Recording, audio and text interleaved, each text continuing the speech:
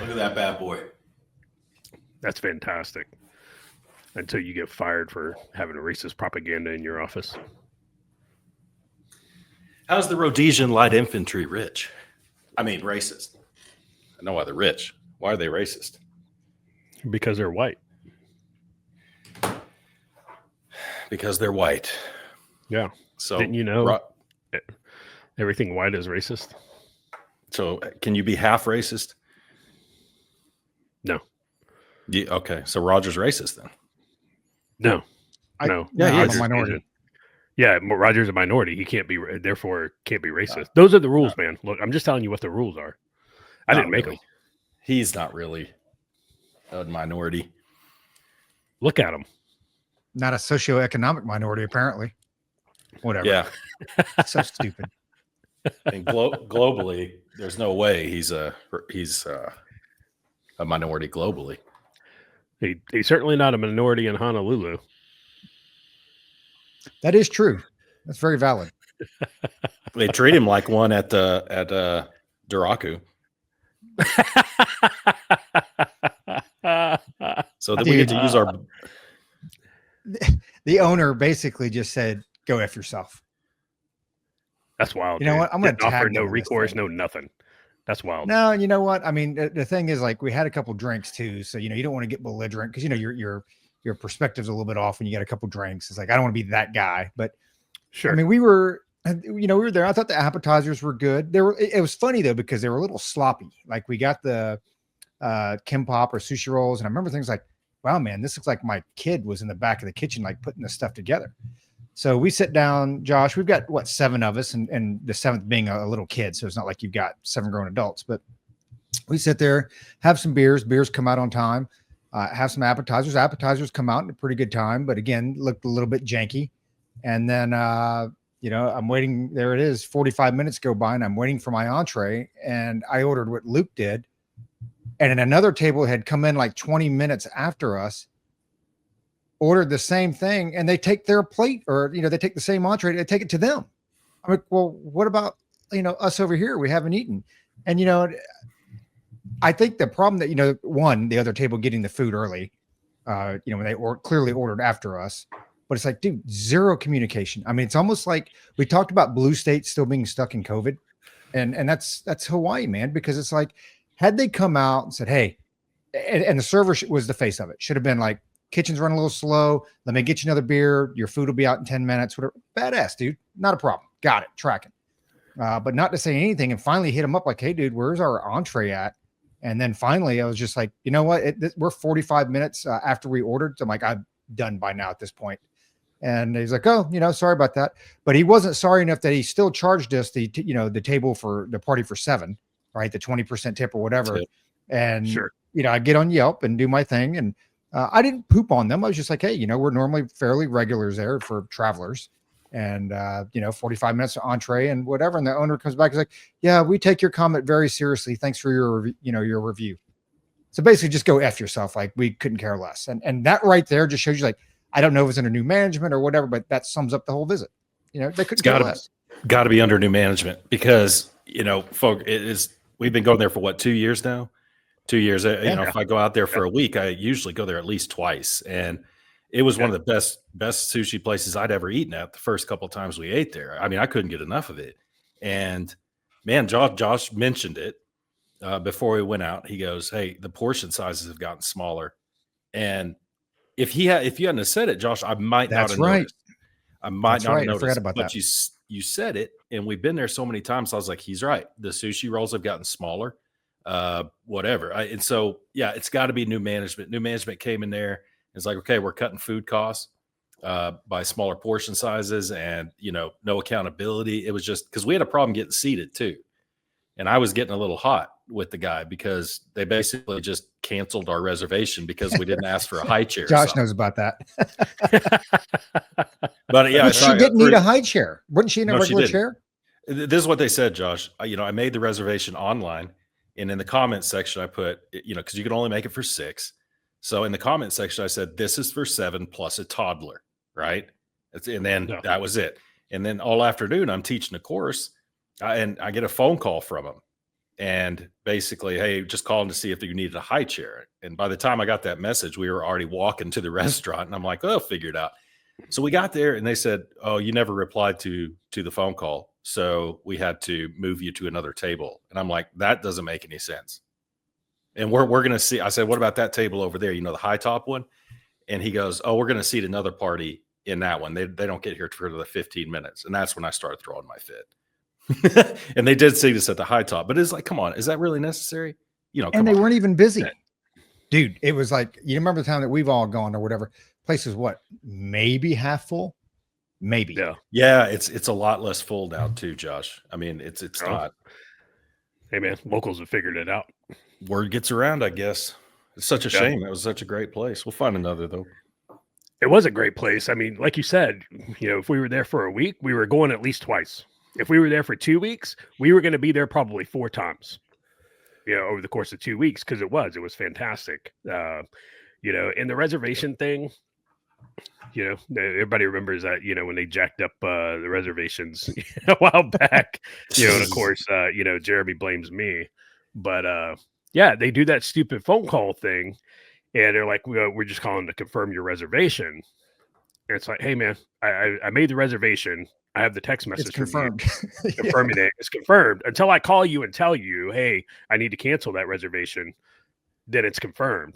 And they're like, well, we didn't, you didn't answer the phone call. It's like, you think people might work? But, some people actually work. And I didn't have, and you think about all the people, on the island who work in secure workspaces who don't have their phones on them. To begin with. And so it's whatever. Yeah. You know what I like to do?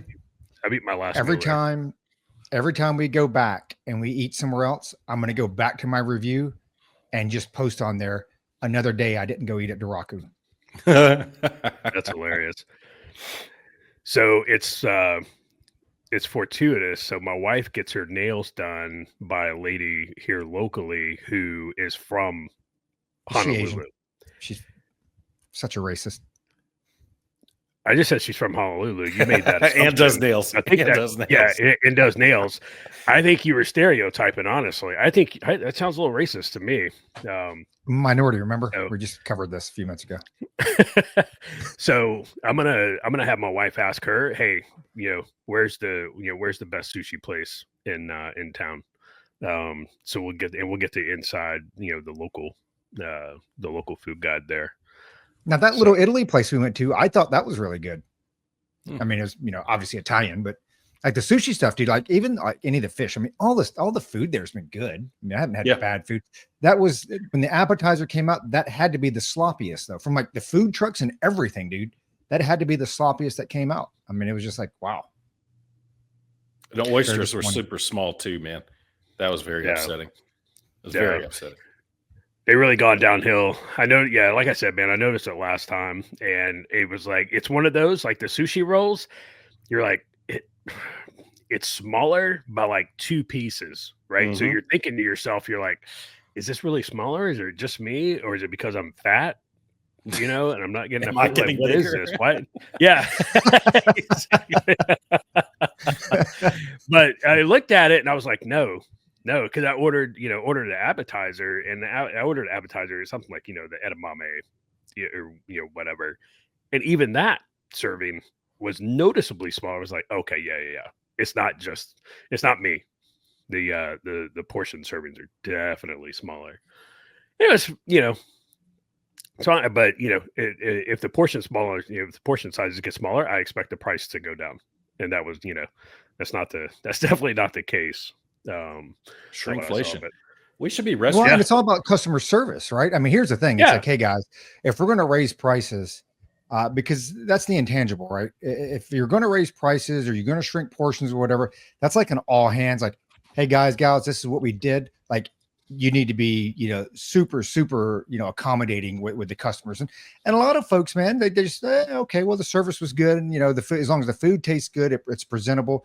A lot of people will write that stuff off, as long as it just doesn't get ridiculous. But like when the customer, like I've gotten to the point now where like if the customer service sucks, because a lot of people don't like to blame the waiter or the waitress, right? Because they're like, oh, well, they're not the cooks or whatever. Well, here's the thing. My mom, worked in the food service industry for 30 years. and that plate would have never left the kitchen like that. Right. I mean, it's like, you're also the quality control. And, you know, I've been there many times when she's taking stuff back and like, I'm not bringing that stuff up because that affects their tip. It affects their money. Yeah.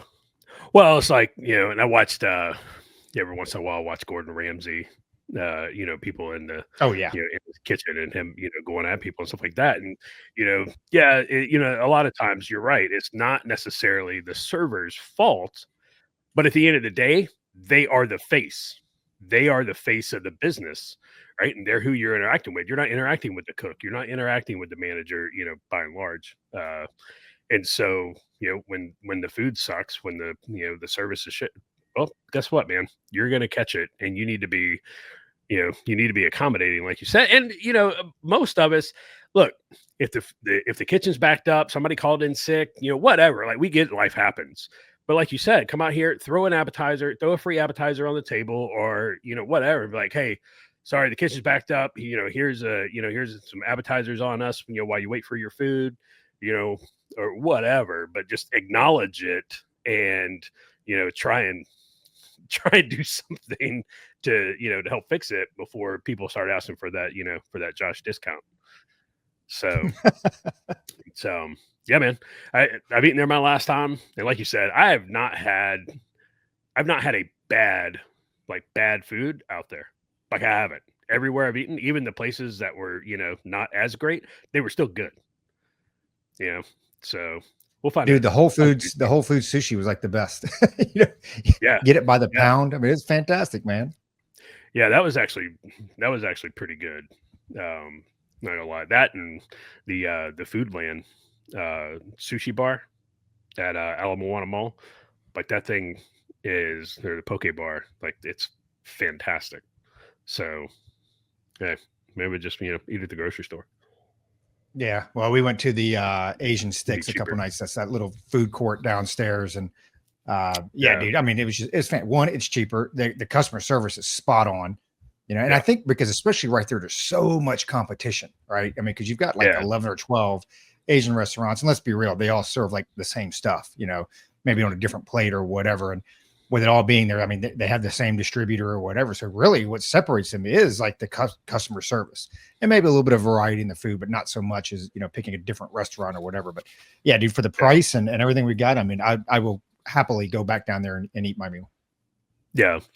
Well, it's, you know, places like that. And I would even throw in, you know, you know, the big cities. Is, if you're really, really bad, you're not going to survive very long because there's so many other options. Sure. So if you're, and so Daraku, you know, if they don't figure it out, they're, you know, because that rent there cannot be cheap. Like, that cannot be cheap where they're at. You know, right downtown, you know, right down in Waikiki. Yeah, so whatever. And you know what would have solved all that? Would have been a free $3 beer. Yeah. Just make an attempt. You know, just make an attempt. That's, you know, that's all you had to do. Even if the manager swings by the table, hey, I'm really sorry. You know, hey, we're gonna comp all your appetizers. You know, we're gonna comp your, you know, your entree, whatever. Okay, cool. We never even saw him. Right? We didn't even see him, did we, Luke? We never even saw the manager. No, maybe the floor manager, but not the restaurant. That's wild. Yeah, at a certain point, you know, it goes back to that server. The server's got to be able to read the room and be like, hey, hey, boss, you're gonna need to, you know, swing by there and, you know, kind of mend some fences. You know. Well, that's the other problem I have with those automatic tips for parties of 6 and over. So one, they generally charge like 15%, which I make it a point. I'm like, hey, dude, you know, I normally pay 20. You want 15? That's fine. You're the one who said it, not me. But the other thing is, he couldn't care less because the server knew, like, well, I'm getting my 15% or whatever it was. It might have been 18% or whatever, but he knew he was getting it regardless. If anything, it's one less plate that he's got to bring out and one less plate that he's got to clean up. Yeah. Ridiculous, dude. Some places, like you said, man, some places haven't recovered from COVID, and, you know, customer service, that's the name of the game. And that's why Chick-fil-A was able to do what they've done by and large, is spot on. Customer service. People go there because of good customer service. You know, I mean, they do have the best chicken sandwich, but even if they didn't, It's customer service. Second best, by and large. maybe even third. You know what? I can't take any. You think like Popeyes is better and Luke likes Subway. I don't know that I really take any of your guys' food recommendations seriously. You know what? We had a Subway downstairs and Luke didn't visit it once. Yeah. Really? Yep. Yeah. You feeling okay? I went to the deli instead. It was good. It was okay. That was good too, man. The deli was good, dude. I thought it was legit. I'm surprised you didn't go to Subway. That's good though. I'm proud of you. I'm going tonight. You know what though? The problem with Subway out there, and it's with any of the fast food chains, is because everything's elevated in prices, right? So as opposed to like the $5 footlong or whatever, it's like, dude, I have a hard time spending $13 for a Subway, sandwich, especially when you're paying like $5 or $6 back stateside. I mean, I get it. Everything is inflated out there because everything is imported other than coconuts and pineapples. But I just like mentally, I can't get over, like, I can't pay $15 for a Subway sandwich. Just can't do it. No, dude. Especially because they're trash. Dude, a large Firehouse sub is $20. Yeah, man, that's nuts too. Yeah. And the Firehouse is good, but they're not $20 a sandwich good. You might as well go to LaGrassa's. I mean, that's, dude, I wonder how much that costs nowadays. I don't know. The last time I was in Boston was 2021, and went to LaGrassa's and 2 sandwiches, plus chip, 2 bags of chips. The wife was up there with me. It was, I don't think we got out of there for less than $50. Man, it's a good sandwich though. It is good. It is a good sandwich. John doesn't listen, does he? He's the only one I know who doesn't like LaGrassa's. I don't know. Yeah, he doesn't like him. That's crazy. Yeah. And then the roast beast closed. Dang. Yeah. Yeah, the roast beast, that was not my last trip up there, but it wasn't even remotely the last trip up there. They closed. It was some fire hazard issue. That the owner guy who was always there, got into it with the city council out there, and then he ran for office, and everything. But dude, that place was fantastic. Tell you what, we're gonna keep talking about restaurants, or you're gonna talk about LA? I don't know. I figured we talk about Antonio Brown. Oh, go ahead. Guys, off the chain. I saw it the other day, and I follow him on X now. And so when Gavin Newsom, of course, is going off and telling how they're going to sue the Trump administration, for enforcing the law, that the legislative branch passed, the same people who are complaining about ICE enforcing the laws they passed, which is wild. And Antonio Brown just responded back to him. Gavin Newsom is talking about suing the Trump administration, and Antonio Brown, I don't know if he's off his meds or like if he actually did it. He posted, he was like, "Gavin, I had sex with your wife." And of course, it was wild, dude. Everybody was like, "What?" And yeah, I didn't notice it until you said something, Roger. And then I went back through his timeline a little while ago, and dude, he's been like, putting himself in photos with them, and like, he keeps talking about it. It could possibly be true. Who knows? But it's hilarious. Remember, he did the same thing with Tom Brady when Tom Brady retired or whatever tiff they had, and he basically posted a picture of like some blonde that was supposed to be Tom Brady's wife at the time, Giselle, kind of looked like her a little bit, but you could only see some of the hair. And then, dude, he went off the hook. He was posting pictures of kitty books, like "Daddy's off to work," and photoshopping, his face in the window back with the chick at home. Dude, the dude is. You know what though? I think one of you guys said it before. It's like truth and jest, right? You sit there and AB and dude, I don't know anything about Newsom's wife or anything like that. I have no idea what their history is as far as them or whatever. But it's not like they have some tie somewhere. Not that I'm aware of, anyway. So it's like all of a sudden, like AB comes out and says that with he has nothing to do with California, nothing to do with Newsom, nothing to do with that family that I'm aware of. So it's like, why would you come out and say that? So it kind of makes me wonder. It's like, maybe there was something there. Who knows? All right. Maybe he was in town and he was playing a football game and, there was a game after the game. Who knows? Yeah. Especially when it comes to, because you look at Gavin Newsom, right? And what you know about Gavin Newsom, and you're like, I could totally see him sitting in the chair in the corner. P. Diddy. Oh yeah. Oh yeah.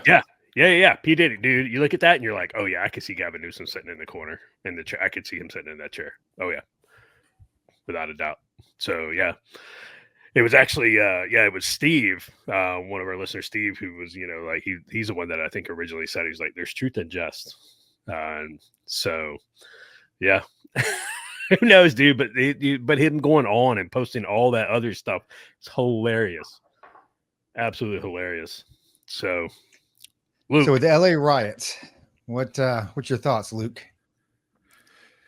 I guess somebody's got to be upset about something. It's summertime, right? Last big riots we had were in 2020, but I don't know. Obviously it's about the deportations. What a lot of people, I'll say it again, what a lot of people don't understand, I had to educate my colleagues yesterday, is that the vast majority of the people being rounded up are already felons beyond crossing the southern border illegally or overstaying their visa. They're felons who have been convicted or awaiting. They've been convicted and they've been let out.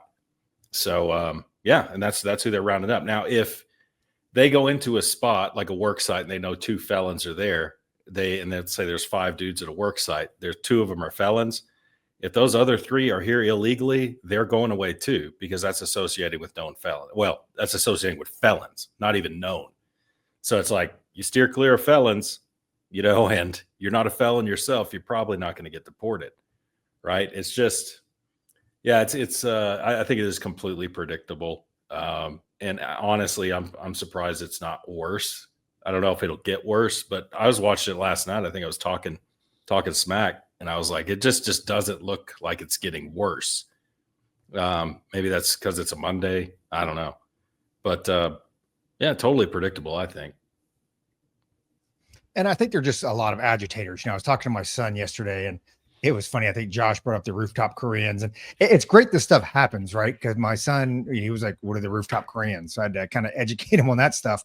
But it's one, I was telling him, I was like, hey, it's a lot of agitators. I mean, they take, a handful of folks, they're either paid or incentivized or whatever, that go up there, they round up a bunch of people and they try to get them fired up. But the reality is, like, dude, I couldn't care less. I mean, at the end of the day, and call it whatever you want to call it, if you're here illegally, I couldn't care less. I do not blame folks for trying to come here illegally or legally, whatever.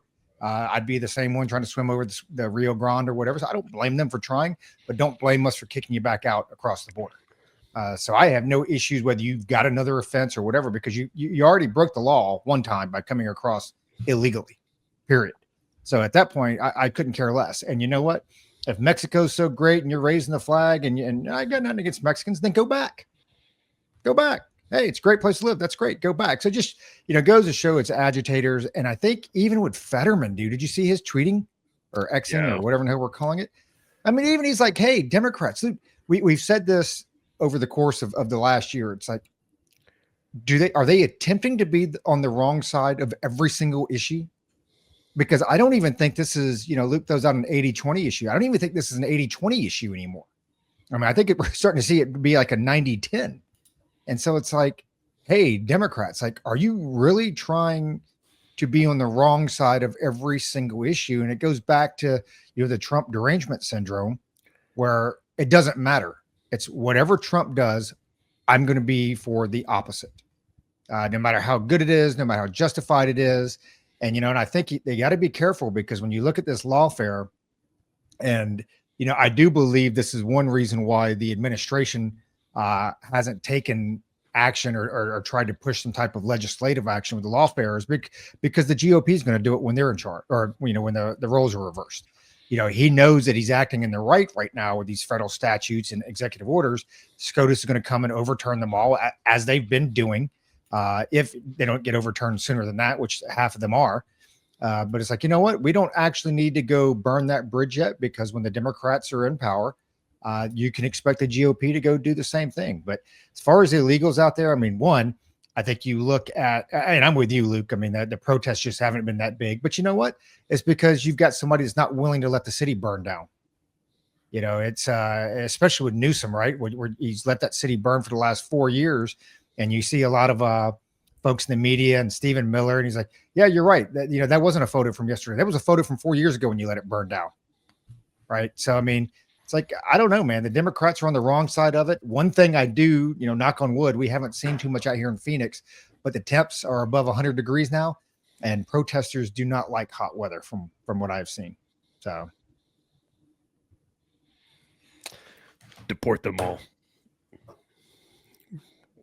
Well, do you know what but do you know what you're asking for when you're asking for that? Yeah. Okay. Do you know the logistics it would take to do that? Are you ready for your taxes to go up? Like, you're that adamant about it? I would rather pay for that than pay for what I'm paying for now. Yeah, well, that system could be reformed. I'm just saying, it's easy to say deport them all, but it's just, I told you, we did the math on it. The existing courts, the existing court system, the existing enforcement and removal operations, it would take somewhere in the order, if they operated 24/7, 7 days a week, 365, it would take somewhere in the order of about 270 years to deport them all. I mean, it just would. So, you know what they say about planting trees, right? The best. I just think it's unrealistic. It's just unrealistic. I mean, start with the felons, and they've done a good job. They've done a good job so far. They eliminated those pull factors that we talked about so much for the past 3.5, 4 years. They eliminated those, and the Washington Post or whoever it was wrote an article. It's like, it's a big mystery why fentanyl seizures are down. Well, gee whiz, because you shut down the border, you idiots. So they eliminated the pull factor. Now they've started with the felons. And I mean, I wish there was a realistic way to, take care of the problem, but there's just not. But definitely welfare, that's never going to be reformed. Medicaid, that's never going to be reformed. It's like, if we could reform these things, I think the problem would take care of itself, eliminate pull factors altogether. But you know who started this? Josh is going to love this.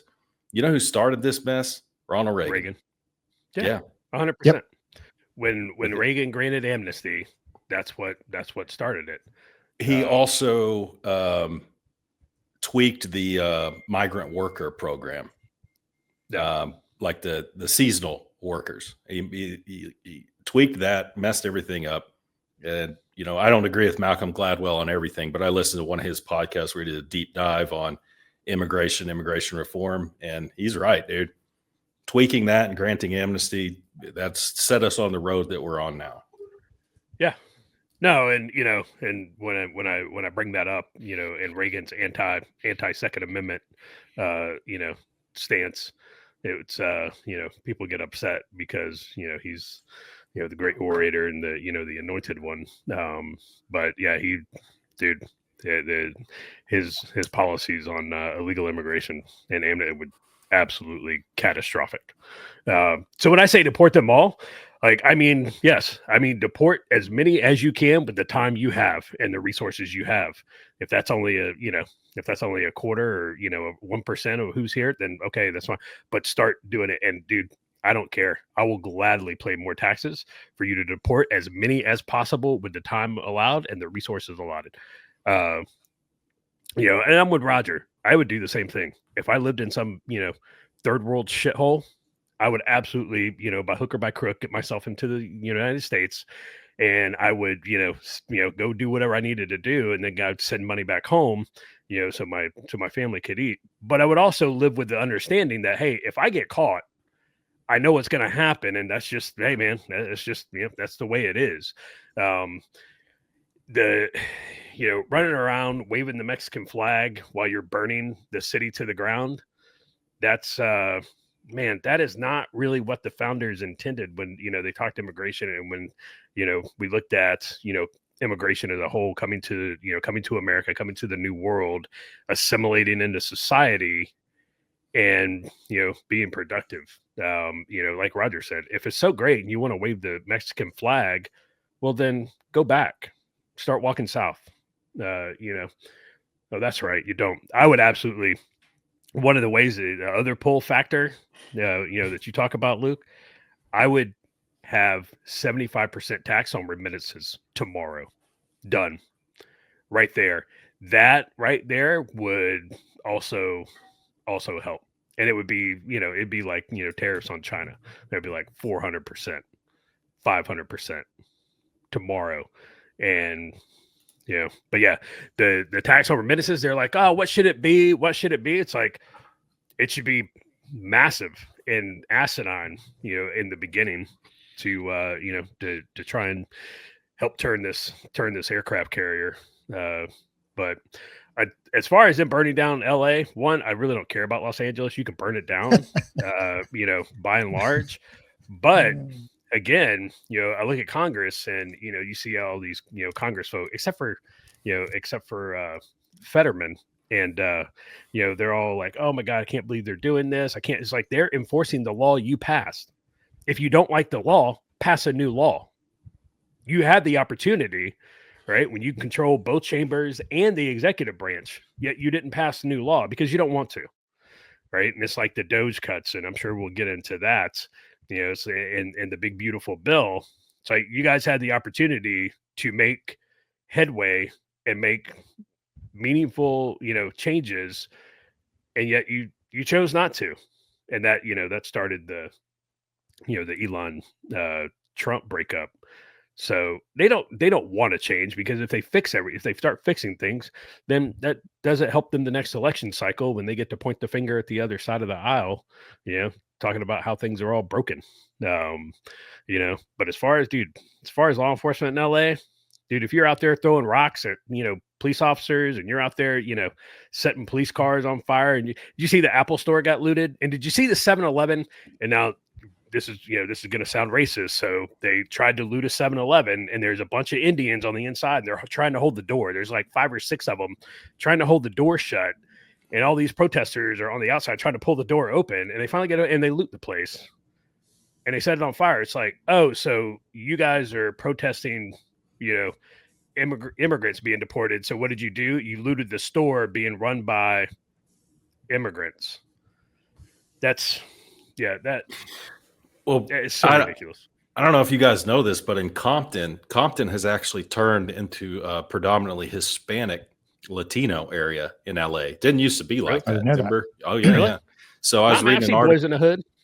I don't know. I wonder how 30 years ago. That was almost 35 years ago, probably long. But either way, there's a gang. I don't know what, they didn't identify which Chicano gang it was. So it's probably either the Latin Kings or somebody. But they declared their portion of Compton a no riot zone and a no protest zone. And anybody breaking that is going to be shot on sight. So they've got it figured out. They're like, no, we're not doing that here. We're not doing that on our turf, that's the right answer. That's absolutely the right answer. That's a step in the right direction.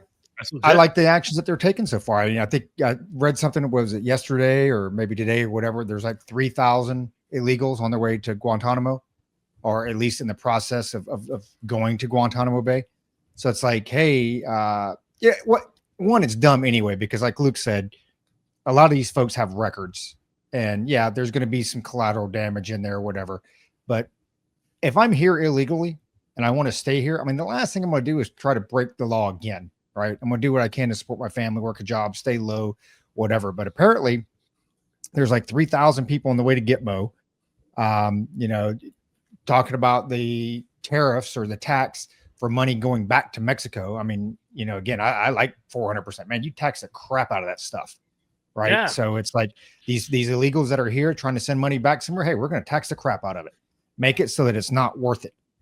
So I think when you look at all that, You might have to employ some of, because Luke hit on the head with our current system, you might have to pull a Rudy Giuliani, where he was putting school buses on the street corners every 3-4 blocks and putting a judge in there, because that was the problem with crime back in his day before he took over, was it was just rampant. And by the time they get through the judicial system, one, the jails, there's only so many jails, and you end up letting folks go and this and that. He's like, hey, fine, we're going to put a school bus. We're going to put a judge in that bad boy. And as soon as that cop arrests them, they won't have to walk farther than 3 blocks. Boom, there you go. Here's your judgment. Well, they're on the right track with that. They haven't gotten to the court yet, but Immigration and Customs Enforcement has reactivated this Delegation of Immigration Authority, Section 287G of the Immigration and Nationality Act, where basically the federal government can deputize state and local police to serve detainers on illegals. So if somebody's arrested, right, there's 3 phases. There's the jail phase, task force phase, and independent phase, basically. And some law enforcement entities out there are in the jail phase, where if someone's arrested, they run their record, find out they're illegal. If that particular law enforcement officer is deputized, so to speak, if they've been to the course in Glencoe, they can serve a detainer where ICE enforcement removal operations will come to the jail and get them. Where that didn't exist before, right? It just didn't exist. So, I mean, they're on the right track with that. I know it's being employed in one county in my area, and there is some interest. But again, you start doing that, they've still got to go through a court system to get them out. That was the whole Abrego Garcia thing. He's back, the guy that they deported down to El Salvador, the Maryland dad, Maryland father. And, but he's in the court system. He will in short order be deported right back to El Salvador. Yeah. He got, I think they're trying to charge him with felony offenses, right? If I read that right? I kind of wish they wouldn't do that. And if they do, I hope he doesn't have to stay on the taxpayer's dime, and serve out a sentence in the U.S. before he's deported. Just go ahead and deport him. I'm sure Bukele, or however you pronounce his name, down in El Salvador would take him back gladly, So. And maybe he will. I mean, I didn't get all the ins and outs, but maybe it was some type of extradition thing. Hey, let's charge him with a felony offense. We can ask for extradition. That way you bring him back, find him guilty, and then you just send him back down there again. Either way, you've still wasted like $300,000. But, I guess to your point, at least it's not $3 million, right? This evening, I was having a conversation with the senior police official, and this dude was asking about the 287G, what I just talked about.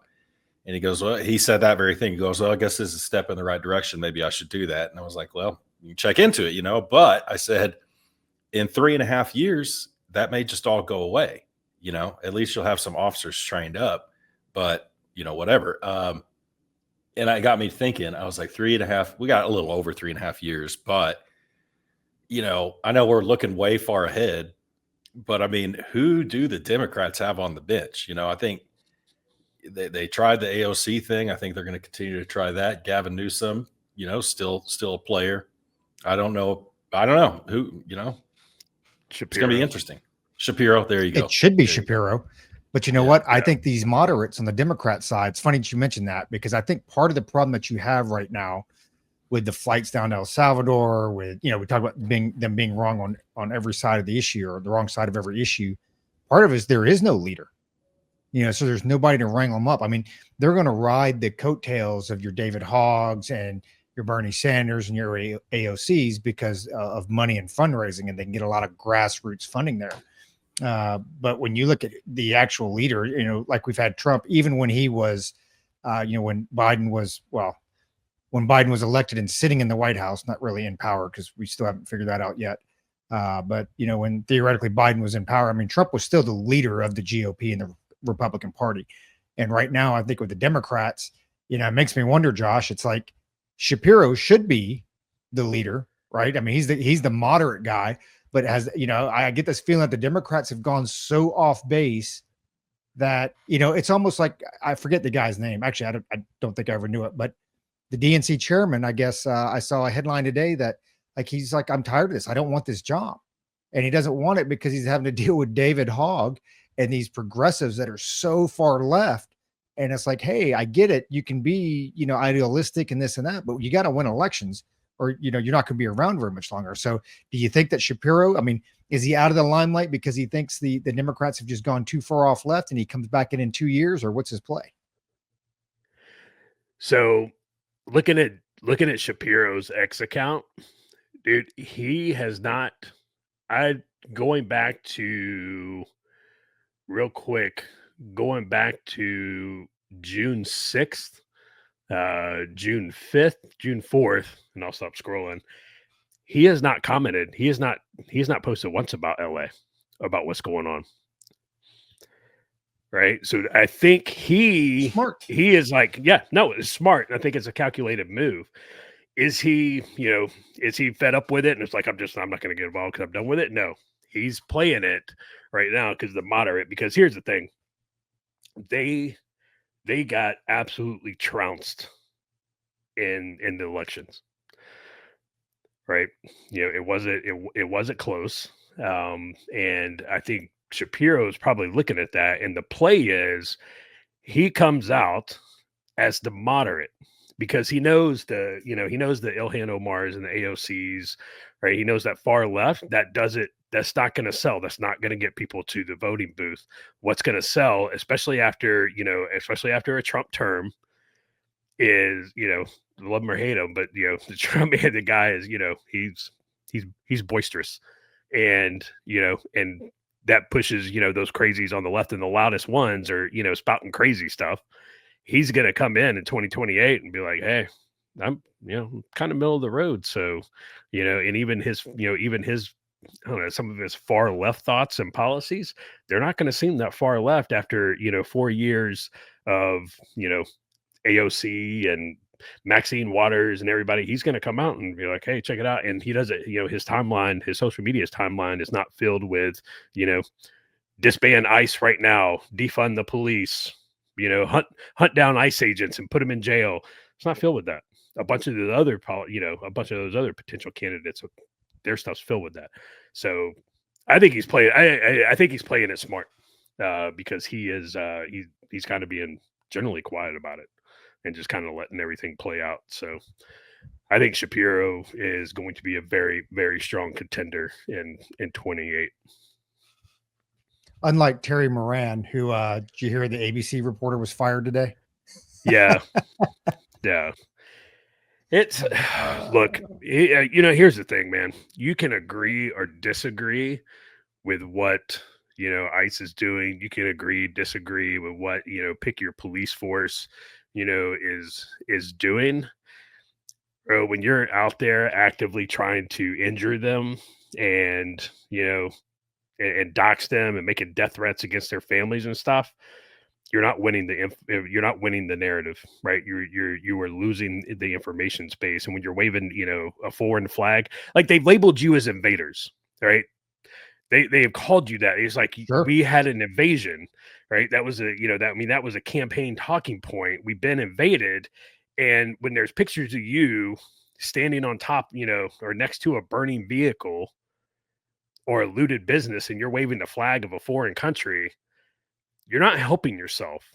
But they're not smart enough to figure that out, right? They're not smart enough to understand, the information space and what they need, what they can do with that. That would have been that guy on the motorcycle, driving with the black smoke in the background and the flames. That picture would have been much more powerful had he been flying an American flag and not the Mexican flag. Because when I see the Mexican flag, all I think is, dude, give me a letter of marque and a pallet of ammo, and we will, man. There's a bunch of folks out there. You give them a letter of marque and a pallet of ammo, we'll have this cleared up by dinner tomorrow. Everybody, it goes back. It's like, oh, you're waving a foreign flag while you're burning down my country. That's an easy day. That's an easy choice. You know what? That's a good point, dude. You fly the American flag and you do that, it is a totally different narrative. Yeah. They don't get that though. They don't understand that. And it's, again, because like there's a lot of agitators and stuff, and half of them don't care. They're just there to they're just there for the for the lulz, so to speak. And so whatever. Yeah, but I think going back to your original point, I got off track there. Shapiro. Yeah. What do you think, Luke? Well, I think they don't have a choice but to go with somebody more moderate if they want to win. AOC is not gonna cut the mustard. Jasmine Crockett, just go down the list. Buttigieg has faded into the sunset, thank God. So I think Shapiro's a likely candidate, and then on our side we'll have Jay Vance, most likely. But there's a long way to go. You never know. You never know what's going to happen. Any predictions for the midterms? I know we're still ways away from that. I think we're going to get killed. Yeah, because we always do. We're losing the. I really think we're losing the Senate. They suck. I think we're. They're all pissing me off. Is what's happening. Yeah, and I'm telling you, here's my fear is that we lose the Senate, and then something happens to Thomas or Alito, and we can't get them replaced on the bench. And but kind of looking at how ACB and Kavanaugh have turned out, that's going to be a problem, right? Because Alito and Thomas are the only two on there that have been consistently conservative.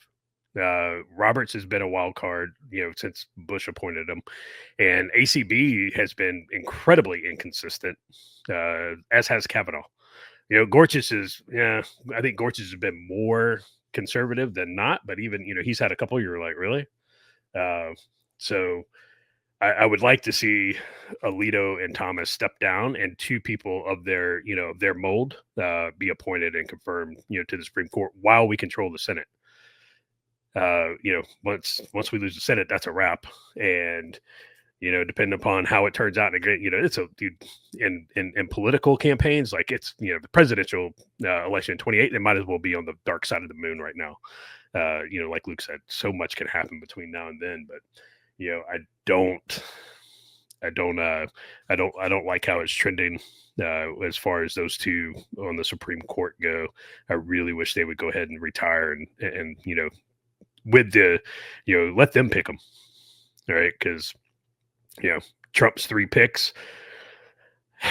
I'm glad it's them, and not some Jacksons or Sotomayors, but at the same time, they haven't been consistently conservative in their opinions, and that's concerning.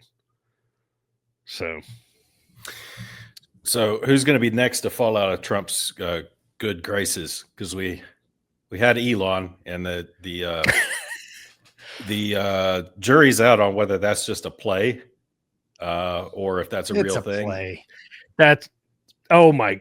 Are you serious? Are you guys serious? Dude. Is this like 97D chess? Is that what it is? Yep, absolutely. Oh my, 100%. Oh my god! Oh, dude, telling you, stop. You think it's real, Josh? Yes, dude. That is some 2020 trust the plan vibes right there. No, stop. You don't believe that, do you? I don't know. We'll see. It wouldn't I think there's a little bit of I think it's a little bit of both. I mean, I think that Musk came in to do a job, and which I loved. Like, I expect the budget to like, hey, dude, we got to balance this thing, right? Hey, let me cut it by 100 billion when your deficit is like $1 trillion. Well, that's nothing. Like, we need cuts. We need balanced budget. So I do think there's a piece there, but I also know that Musk is also a business guy. And you look at what he owns and the stock prices and this and that, and there's a way to distance himself. His time was over anyway. He could have just walked away. I mean, it makes no sense. Like, there's no need to go through all of that because his time was over and done anyway. Well, I think there could be some truth to that. I don't buy it. We'll see. I mean, why say anything? Why not just walk away? Time was done. Walk away. You've got your government contracts, SpaceX and Tesla, and then you just leave. I mean, he could have easily done that. Well, yeah. Okay. All right. And his time service was coming to an end anyway, because I think you can only do 130 days or something like that as a temporary non-appointed government employee. So that was coming to an end. I don't know, man. I think that we'll see. I know that there's some big contracts coming Tesla's way. Could be some big contracts coming Tesla's way within a year or two. If Tesla gets those contracts, this was a play. this was a play, one way or the other. Even if they're pissed at each other now, still a play. I don't think I don't see that at all. Because Musk has been pretty consistent even before Trump got reelected with, it's like, hey, the debt, we have to do something about it, right? We can't continue like this. And when the big beautiful bill came across and didn't implement any of his cuts, I think he legitimately was like, I'm done. And I don't know who fired the first salvo on social media, right? But with Trump saying, yeah, he was done, I didn't need him, this, that, and the other. And then Musk is like, he's on the Epstein list, and everything. And because I mean he went hard against Mike Johnson, and so I don't know, man. My thing is, I've heard the whole trust the plan. I've heard the whole like, oh, this is 4D chess. It's 4D chess. You just got to, let it play out. I've heard that so many times, and it turned out to not be, in fact, 4D chess. It turned out to, be in fact. I don't think it is 4D chess. It could be, but could be a legitimate beef. Not saying there's not, but these two guys are the two biggest trolls in the world. Donald Trump and Elon Musk are the two biggest trolls in the world. 4D chess, that's true. I don't know. But it could just be a giant troll. It could be as simple as that. I would buy into it's a giant troll. Okay, I might be able to get on board with that. I can't get on board with like this is all part of a bigger plan, right? I don't believe that for a second. Because this, honestly, those two on social media has been the gayest thing this month. If there is a plan, that's saying a lot. That's what I mean. Like it's the gayest thing this month. So. Yeah, we'll see. Again, I'm going to reserve judgment on this one, but it wouldn't surprise me if it's a troll / Elon getting back to business because he was set to leave anyway. And him dropping the Epstein list. Thank God. Well, here's the thing. Dude, his lawyer even had to come out. Epstein's lawyer had to come out and be like, hey, he was on some planes, but nothing to do with that. Josh, I know you hate Kash Patel, but I would say you in particular should probably give the Joe Rogan a listen to hear him explain some stuff. Now, I don't buy into everything he's saying, but he does explain it well. And while he was on Joe Rogan the other day, Jamie cut in and he said that Elon Musk just tweeted about the Epstein thing. And it was funny. Kash goes, oh, no. He's like, I have a lane. I know my lane, and that ain't it. I'm not saying anything about it. You can tell he was just like, oh, no, I'm not saying a word about this. So for the record, I don't hate Kash Patel. I'm simply waiting for the FBI agents who were involved in the whole Russia collusion thing. I'm waiting on Pam Bondi to indict them. I am waiting on Kash Patel to fire them, to put them on administrative leave, whatever. Never happened. And I'm waiting on Kash Patel to reinstate the FBI agents who were whistleblowers and got fired under the Biden administration. I'm waiting on that. No, exactly. It'll never happen. And it's one of those things. It's like, that is well within Kash Patel's authority as director. That is within his authority. I'll listen to it. Give it a listen because I think it'll kind of make sense. But that's, again, going back to the Trump Elon thing. That's something I'm going to reserve judgment on because it's one thing to say it, and he does make a good case. Won't ruin it for everybody, I guess. But I will ruin it because don't go over to Joe Rogan and listen to everybody, instead of us.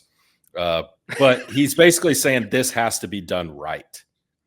And in order to do an investigation right, you have to go step by step. You have to follow the evidence. You got to take it where it leads you. And that's his point. He's like, look, it has to be done right. And we're doing it right. And, so that's where he's going. But again, we'll see, right? We'll see. I've, it's like the puppy who's been, hit one too many times. It's I have zero. I just have zero faith in anyone anymore when it comes to those inside the Beltway. When they say there's going to be change, there's going to be this or that. Again, it goes back to what we were just talking about with the Doge cuts.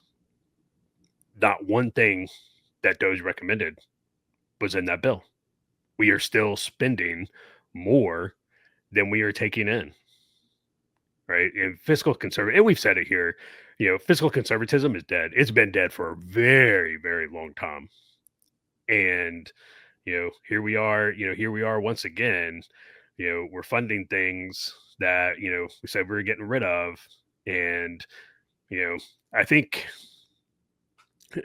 Elon realized, this is my opinion. I think Elon realized that you're not going to change the swamp. You can't do it no matter who sits in the Oval Office, because the powers in Congress and House of Cards is a perfect it's a perfect analogy for this, right? And when Kevin Spacey, he's talking about like power doesn't reside in the White House. That's not where power is.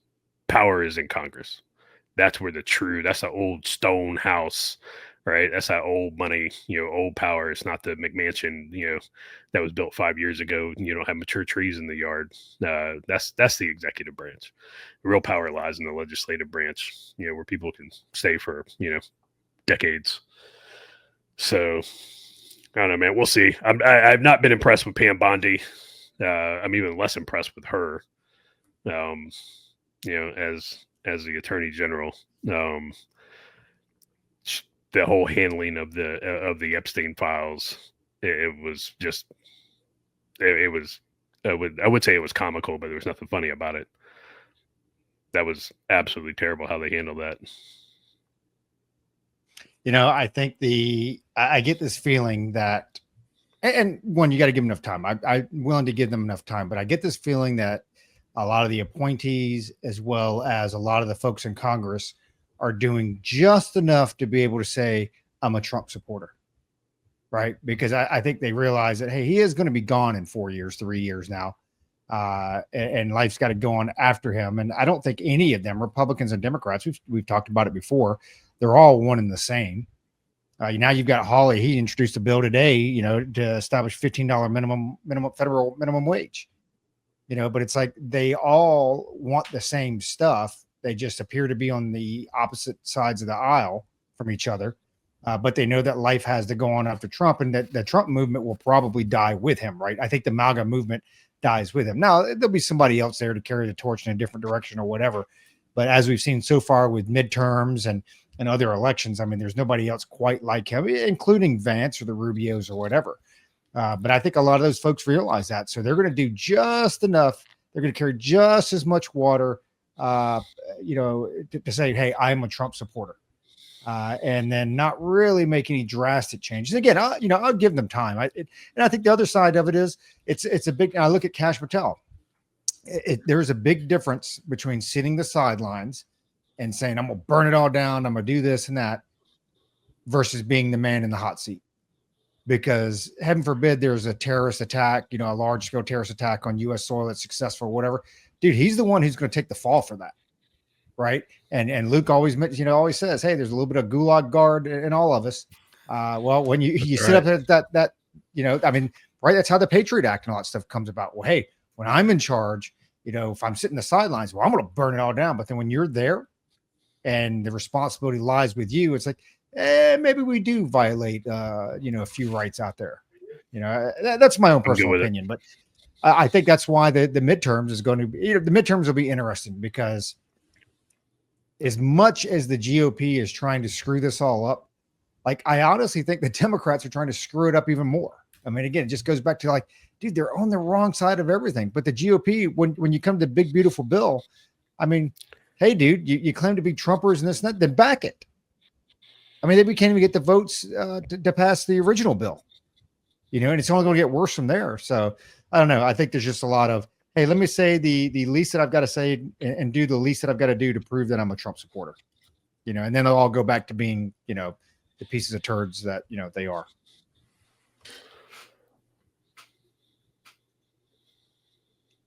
So what's next? There's a lot to talk about. There's so much to talk. There's so much to talk about. So it looks like China could be in trouble again. Apparently, because of the recession, or the staving off that recession, all the big building boom that went up in China, right? A lot of that was based on credit, because they were having really good credit, because they were that debt trap diplomacy.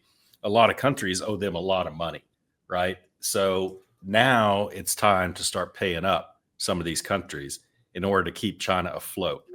And China's biggest debtors in order, according to this, Russia, Venezuela, Pakistan, Angola, Kazakhstan, Indonesia, Brazil, Argentina, Vietnam, and Turkey. Add all those together, it's probably somewhere around $1 trillion. That's a lot. That's a lot of money, to be out there collecting interest. So, their infrastructure financing now far outstrips the new loan disbursement. So that means they're going to have to start collecting. They're not going to have a choice. They're not going to be able to defer it, nothing. So it's going to be interesting to see how that goes, because you've got Angola out there, which I think is probably more than this, but $64.8 billion. They're not going to be able to service that debt. There's no way. No. So they're going to have to go to the World Bank, and they're going to have to ask for money to bail out, similar to Greece, austerity measures, stuff like that. And does China get the blame for that or not? I don't know. It's just interesting. With as scary as China's getting, eventually the chickens are going to have to come home to roost somehow, somehow, some way. But they also infiltrated 75 critical companies over the weekend. Did y'all see that? Cyber? No. Now I have to pull up the article, but 70 major companies. Of course, none of these are identified. Can't do that. But it's huge. They built in basically back doors, and it looks like prepping the battlefield type thing. So that tells me it's critical infrastructure nodes, maybe banking, telecommunications, stuff like that. So very interesting stuff, man. Very interesting, as we say. Yeah. Looking at Angola, it's oil production contributes to about 50% of their GDP. And more than 70% of their government revenue. What Angola is going to do, how they're going to pay that back to China, is all its natural resources, because they have quite a bit of natural resources. Now, they're, like you said, they're not going to be able to service that. They're not going to be able to service that debt, though. They're going to, they're going to kowtow to China and whatever they ask them to do. Did you see did you guys read that New York Times article I pushed you about the FSB concerns about China and spying on China and yeah. So I'm still again, a little bit of a, not a conspiracy theorist, but just like still wondering, like, was that intentionally released by the FSB? Was that intentionally leaked, for whatever reason, or is it legit? Because that could be amplified, to cause that rift, cause a pretty big rift between Russia and China. And and Luke said it, and I agree with it. It's one of those things. Like, I would partner with the Russians to impose cost and hold China's equities at risk in a heartbeat. Because at the end of the day, the Russian culture, not talking Vladimir Putin, you idiots out there who'd be like, oh, you guys are Putin lovers. The Russian culture is a lot more compatible with U.S. culture than Chinese culture is, on every level. So it's going to be interesting to see if we hear anything else about that, or see how that potentially plays out. I thought it was pretty interesting. I'd actually like to commies, though. You can't trust each other, right? I'd actually like to visit Russia someday, but right now I don't think we're on that glide path. You don't think? Yeah, I think no. Well, I don't think we're on that glide path. I mean, yeah, you're being smart ass. I got it. But you definitely could visit China, and get rolled up, but definitely going to get rolled up if you visit Russia. Man, how about that op they pulled off, Josh? Who? Ukraine. Oh, with the UASs? That was Dude, that's insane. Dude, that was legit. What is it? And Ukraine's the SBU is their their intelligence service who did that. That was legitimate. Mad props to them for doing that, because they, that took some planning, some coordinating, to coordinate the timing of all that. Man, that was good. And how they got those things inside, Russia proper, with the trucks and drivers and everybody. It was pretty good. So well done. Now, like Luke, and I want you to address it. Now there's a bit of a problem with that though, and when it comes to the START treaty and the targets that Ukraine chose. That could, I don't know if they told the U.S. They were going to do that beforehand, or how much of a heads up we can, but that could have been very problematic. Yeah, I've been on the fence a lot tonight, and I most of me wants to say that there's no way Ukraine did that without an okay from the U.S. at some level. Did that go all the way up to the Oval Office? I would think it should have. But let's talk about that START treaty for a second. Oh, heck yeah. Man, they hit the strategic bombers all the way out in Mongolia, all the way up to near St. Petersburg, and then kind of between Ukraine and Moscow. So this is an area that's like thousands of miles. It was crazy. So one of the reasons they could hit those bombers is we have the Strategic Arms Reduction Treaty with Russia that goes back to the late 80s under Reagan, where we would send inspectors in for surprise inspections. The Defense Threat Reduction Agency, they have a whole thing where they send them over to inspect missile silos, and sometimes they could be surprise inspections. And part of the START treaty was, well, Russia and the U.S. both know we have spy satellites up. So one of the stipulations is at any given time, you have to have your bombers out in the open, your strategic bombers, so that we can count them. And I don't know what the percentage is. It may be 20%, it may be 30%. I don't know. But we do the same thing. And it's just understood that those bombers are protected under that treaty. So some of these bombers, from what I gather anyway, is some of these bombers that were hit by the Ukrainians were covered under that START treaty. So they were sitting out on the tarmac unprotected with bunkers. If you look at some of the videos, the bunkers are right there. So they could have been inside those bunkers, but they weren't. So I think that leads me to believe, okay, well, if we did okay that was pretty dumb, in my opinion, because treaties I don't think should be messed with. I really don't. There's got to be a mutual understanding and mutual respect. And, that goes all the way back to Josh's favorite president, Reagan, and before him, trust but verify and all that stuff. So it makes me think, well, if we did that was a mistake. If we said, yeah, go ahead, that was a mistake. It was definitely a mistake if Ukraine just went off all cowboy and just decided to do that themselves. I think that if they did that, that's a poke in the eye. That's a poke in the US's eye, because you just used our treaty to attack your enemy. You can't do that. You cannot do that. You're going to get your pee-pee spacked if you do that. So I don't was it okayed or not? And then, Russia came back with a huge attack, even drones than the ones that Ukraine sent. I think there were 9 more drones. So it was like 479 drones or something like that. And Ukraine only did 470. And, Zelensky's like, this is outrageous. I can't believe this. And it's like, bro, what did you expect? What did you expect? Was it a ballsy, great attack? Well planned?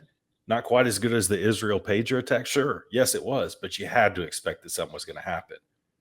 And, as we were discussing last week, Roger, it's like we thought, well, maybe Trump is like, hey, see, Putin, you better come to the table. But I don't know. So I'm about 75% sure that the U.S. that attack did not happen without us knowing about it. Same as the Nord Stream 2 pipeline. Dude, we had to have known about it. I'm telling you that we okayed it. I mean, and I agree with you guys on the treaty stuff, and I don't disagree at all with that. But I don't think Trump cared. I think when you hear the rhetoric prior to the attacks from Trump, as far as talking about Putin and the things that he was doing, I think that was his way of saying, "Hey, man, this is going to get really, really bad for you, very, very quick." What was crazy about it, though, and I remember Luke and I were sitting here talking about, because we didn't have all the info. I think Josh set out some slides on it, and one of the spots or one of the sites, air bases, was on the border of Mongolia. Yeah, and we're like, man, how did you get the trucks? I mean, we're like, there's no way they drove through Russia. We're like, how far around would you have to go, and this and that? And it looks like the truck drivers were unaware of what they were carrying.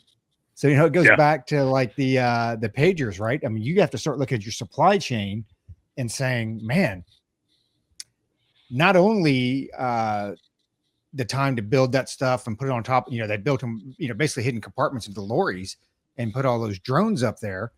But I mean, even like legally driving a truck from, let's say somewhere on the Western Front all the way out to the Mongolian border. And then, we both know a UAV guy. Luke, did you hear what he was wondering?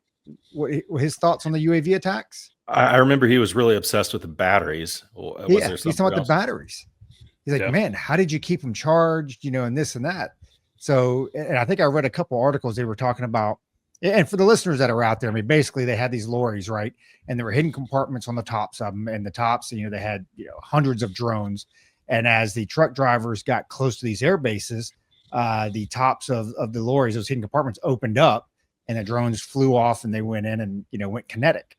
So at first I was like, well, the truck drivers got to be in on it, right? I mean, that would make sense to me. But from everything I've read, man, they were showing, I guess, accounting reports of truck drivers like throwing rocks at the drones as they were taking off, having no idea. Now that could all be a play because they knew they would get schwacked if they didn't do something like that. But dude, that's pretty ballsy, man. But yeah, then this guy that we both know talked about the battery life. Like, man, how did you keep the battery life, alive that long? And how long would that have taken to get together? I mean, that could have been a 6, 8, 10-month op, right? And then you also knew that truck was going to those air bases on some type of supply run. I mean, there was definitely some reconnaissance, some surveillance down there. Definitely some inside baseball that was done, but that was pretty ballsy, man. I give it to him. You know where they probably got that from? A lot of that from, and you're looking at those, let's call them rat lines, or the supply lines. They probably tapped into the black market. They probably tapped into the black market, just regular smugglers, smuggling, whatever. Right. So I guarantee you the mafia, whatever mafia had some, had a hand in that, to be able to, pull that off. Because some of the trucks, they weren't even going to the bases. They were just going in vicinity of them. And so, yeah, that was hats off to him, man. That was pretty legit. That'll be one that will be a vignette in a lot of rooms for a long time. Well, it seems like securing a supply chain could be lucrative business for forward-looking entities. Problem is, most entities aren't forward-looking. It'll never happen to me. No, ridiculous. No, the supply chain. Part of the big problem with that, though, is getting companies to understand that their supply chain's at risk to start with, and not just a lot of people now are looking at, well, our cyber supply chain. It's like it's your physical supply chain, you clown, right? Could you take a look at the Fitbit, right? And I use this example a lot. The Fitbit is made in 17 different places. Now, it would not take much for, a malicious actor to, be at one of those 17 places to put something inside there, right? That gives them a strategic advantage. Not at all. And so by the time you get your Fitbit off the shelf, it doesn't matter because it's already compromised. But you can't tell a lot of companies that because, at the end of the day, it's hard to prove a negative, and they would rather just pay for the damage assessment than, pay for somebody to come in and, prevent that to happen, prevent that from happening to begin with, because they just don't care. So that's what I've seen a lot, but you're absolutely right. If you can find some companies that actually care about their supply chain, there's definitely a lot of opportunity there. For sure. Speaking of which, there's not a lot of talk about posse comitatus from the right this time, is there? With the National Guard and Marines going in? No. Why would there be? Not a lot of chatter. Well, because there always is. If Biden was doing it, they'd be talking about posse comitatus. They were talking about that when Biden, whatever. It's insurrection, I did. Yeah, and the whole posse comitatus thing, right, is if they're going and all they're doing is let's say the active duty Marines, if they're going and all they're doing is being put as guards on federal buildings, then posse comitatus doesn't come into play, right? Because they're not out there arresting Americans. So you know why posse comitatus came about? Of course you do. Do you know the original purpose for it? I figured you know. I meant to give you a compliment right there. I figured you'd know for sure. It was right after the Civil War. It was put in place so that Union soldiers would not enforce federal law down in the South. So it was actually an anti-Reformation thing. That's right. Yeah. So very interesting, right? I mean, they didn't want that happening. They wanted to. There were still political forces at play. If anybody's seen if you read history or seen the movie Lincoln, or just look at when slavery actually went away in some of the northern states, I think not Vermont, Connecticut, I think, or Delaware was the very last state itself to actually get rid of all slavery. That includes all states in the South. It was like late 1800s before they got that taken care of in Delaware. So there were voices in the North who were not and totally in for the 13th Amendment, So posse comitatus, it was just like, well, we'll just kind of let this work itself out, naturally, instead of having Union soldiers enforce federal law. So interesting. Yeah, and I guess Gavin Newsom filed an emergency appeal trying to stop the National Guard or the Marines or whatever, and the court was like, nope, he can do it. They didn't put a stay on it, so they ruled in favor of Trump. I guess this happened like within the last hour or whatever, and it was a pretty smart move, right? Because like your National Guard gals, you normally fall under like a Title 32, fall under the governor, that type of stuff. So you federalize them. There are loopholes in the Posse Comitatus Act when you look at enforcing federal law, protecting federal property, that type of stuff. So you say, hey, what I thought was interesting. Did you guys catch the Fox News overhead when they were first reporting on it, and they're at some baseball field or whatever, and you got a whole bunch of Marines out there, and they were practicing apprehensions and this and that. You know what hold they were using to apprehend? They were doing the whole George Floyd thing, man. Yeah, it was straight knee to the back of the neck, and I'm just like, oh my Lord. And they've got some drone coverage or whatever, and but I don't know, man. I mean, when you look at, and I haven't read into it as much as you have, Luke, so I get the gist behind posse comitatus and that act and enforcement of laws. Does that change if they're illegals? That would be federal law. No. Well, I mean, there are loopholes, there are instances where they can enforce federal law, but when you look at obviously a difference between U.S. citizens and illegals, does that play a factor? Well, I'll back it up. Sorry, Josh, go ahead. No. I was just gonna say, so back in my active duty days, and I think I might have talked about this before. So, our Cav squadron from my Stryker brigade, we went down to the Boot Heel in New Mexico, and we set up a screen line on the U.S.-Mexico border. All right, we were not allowed to detain anybody, even if we watched them on our ISR.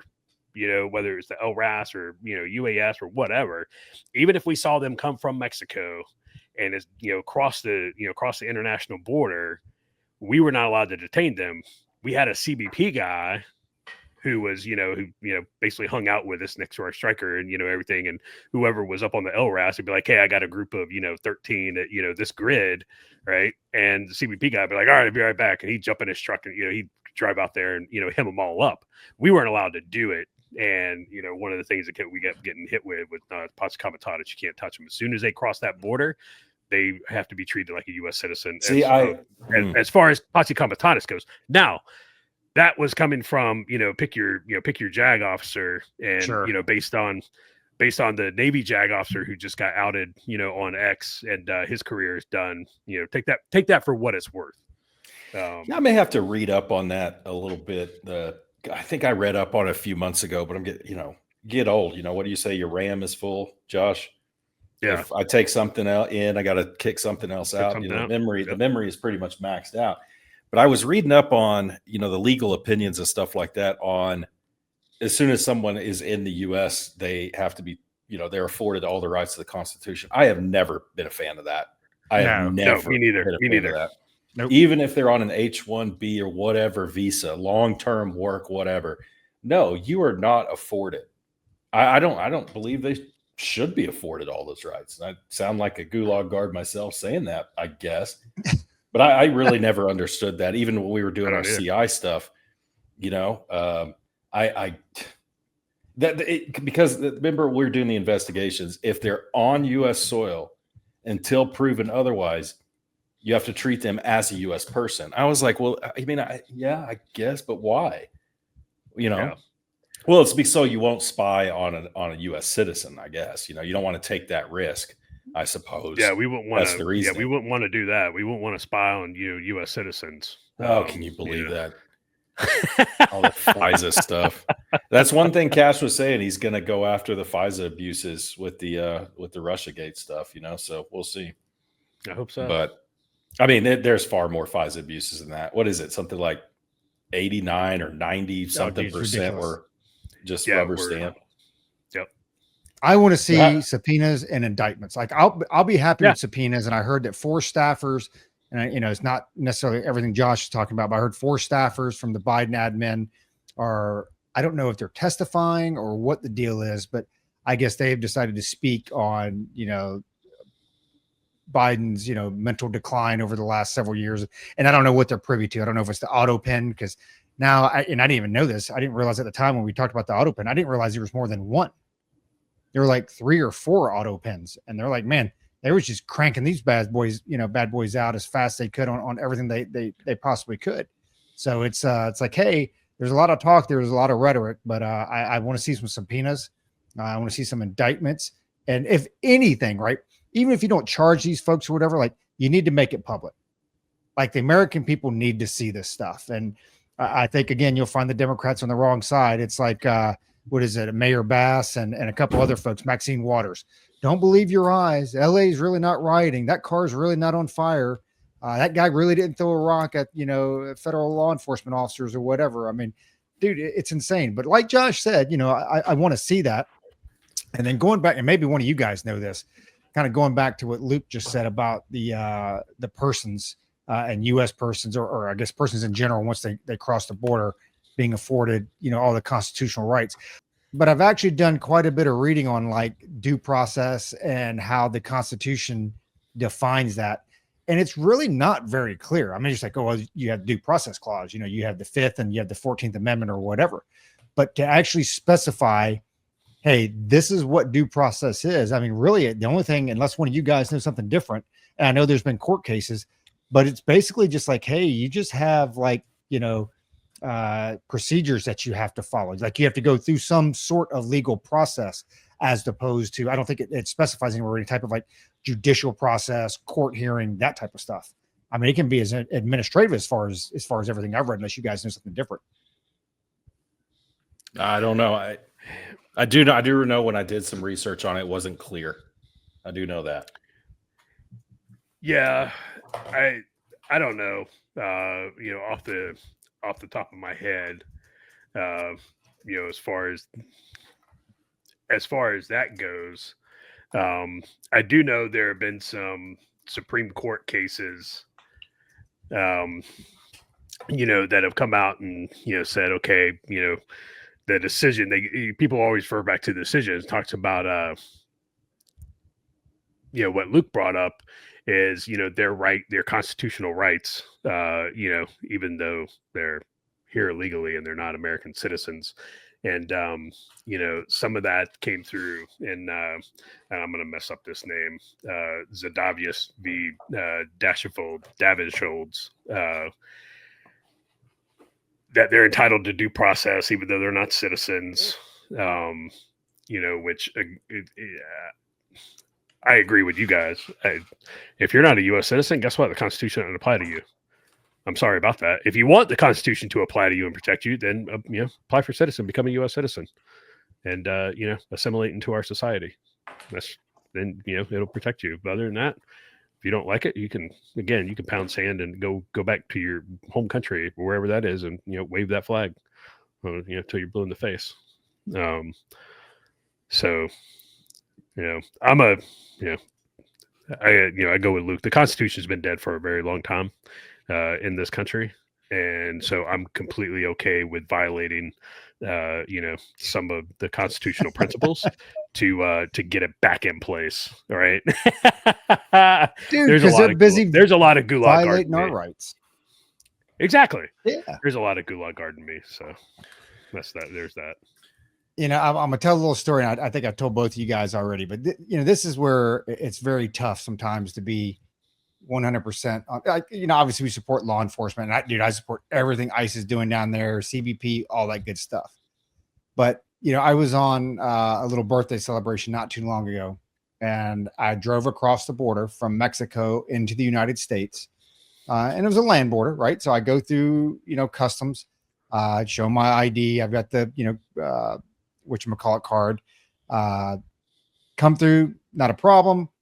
And again, I expect to be searched at the border. Like I'm coming across the border, from a sovereign nation to another sovereign nation. I expect that or whatever. And you look at my car, truck, whatever the case is. So then we're driving up the road. Now we are 20 miles at least, give or take, inside the U.S. border. And you guys have seen remember the border patrol checkpoint they had from Sierra Vista to Tucson, where they had the big chew tin or whatever it was. So they've got one of those set up. And at first I'm like, well, I shouldn't have to stop at this thing. Now, again, I'm telling you what's in my head versus like, I obviously complied because I didn't want to end up face down, them billy clubbing my back window out. But it's like, well, one, I shouldn't have to stop for this because there's no probable cause to stop me. I'm within the United States, 20 miles. I'm not driving with like Sonoran license plates on my vehicle. You don't have UAV footage of me picking up some folks running across the desert. So I'm like, I shouldn't have to stop at this, but I'm going to stop. So then I stop and I roll my window down, and he's like, where are you coming from? Again, I do not feel compelled to answer that. Like, I don't think it's any of his. Now, he was a nice guy, so I'm not saying that. I'm not blaming him specifically, but I'm like, I shouldn't have to answer that. Like, it's none of your business where I'm coming from. But again, I said, I'm coming from Mexico. And he's like, what'd you do down there? And, it was a short conversation, a few seconds, whatever. And then he's like, roll your back window down. And again, you want to go ahead and you violated my 14th Amendment rights. You violated my, 5th Amendment rights. Now you might as well go ahead and violate my 4th Amendment rights. So I rolled my window down, but I'm like, again, you have zero probable cause to search my vehicle. So I started looking into it. Well, one, I complained to he doesn't listen to us, but complained to one of our buddies who works in that area. And I'm like, hey man, your people done violated my rights. And he was like, call your congressman. I was like, what the heck? So anyway, I start looking into this stuff, and basically if you're within, so they say reasonable distance, and the courts have determined that within 100 miles of the border, I mean, they can basically do what they want to do. It doesn't matter. Like you have zero rights. Take it a step farther, Josh. And I don't know if you knew this. If you are within 25 miles of the border, they can come on private property without a warrant. Which is wild. That's insane. Yeah. And that's when you read, wild. when you guys talk, I'm gonna pull up the actual verbiage of it because I was like, there's no way this didn't go through the courts, right?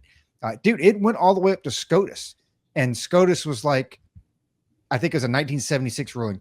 It's a minimal infringement on your 4th Amendment right, so it's okay. Minimal infringement. Yeah, it's okay, dude. It's only a scratch, and I'm like. And I know the purpose behind it. I know they're out there doing a job, but dude, that pisses me off. Like, I'm a U.S. citizen. You have no probable cause. I'm in the United States. I've already passed through, the CBP checkpoint at the border, which at that point, I get it. Dude, it's bullshit. That's what's hard for me to get around. We'll pull up that thing. That's why I said, I mean, I get all worked up about it, but nothing's going to change. It's all just a shadow. It's just I wouldn't say it's an illusion. It's a loose framework to how we're treated based on how you acted, the position you're in, so on and so forth. It's like I don't think that our listener or our buddy Matt, I actually think he listens occasionally. He put it really well, and Roger, I'll probably mess this up. He said, if I pull you over at a stop, he's a retired, but if I pull you over, what rights do you have in that moment? You have whatever that cop is affording you. That's all you have. Spot on. Because if he does violate any of those rights, what's the worst thing that's going to happen to him? He's not going to get fired. It's going to have to go to a superior court and all this kind of stuff. He's not going to get fired.